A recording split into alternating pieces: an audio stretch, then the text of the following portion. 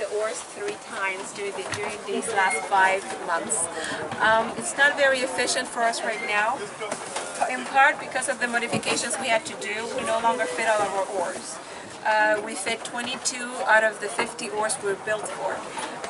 And 22, we've tried it, they don't get us anywhere. It's basically inefficient. So we can at least display the way that it would have been done.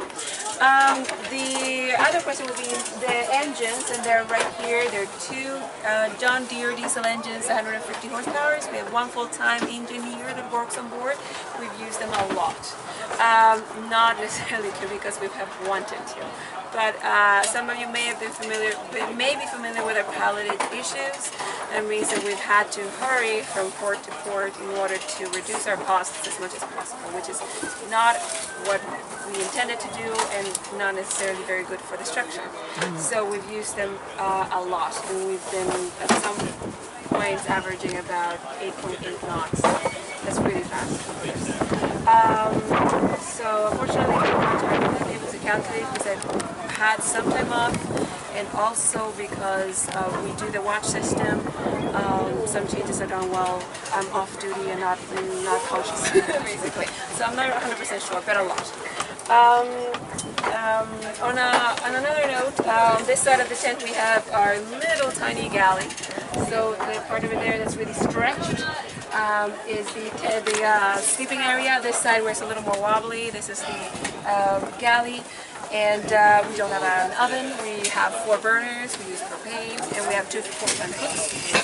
And they just went grocery shopping on me.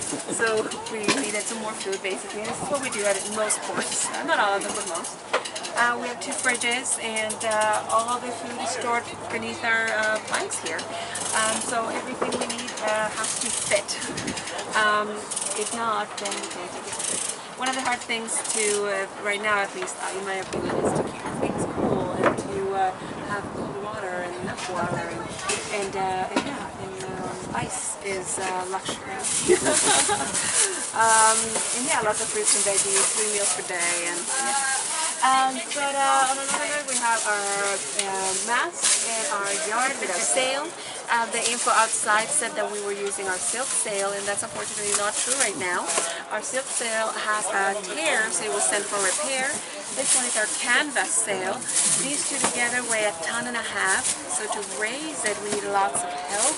We need at least 12 people on this windlass, which gives us mechanical advantages. It's a machine that we use to haul on our halyard, which is this massive piece of rope here.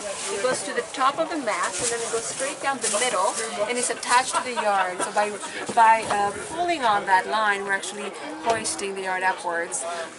So that's part of the process of setting it, but the entire process takes between 20 minutes to 50, maybe around that, depending on the conditions. How often do you use the tail? We try to sail as much as we can. So even if it's just for a short amount of time, we'll set it up if we can.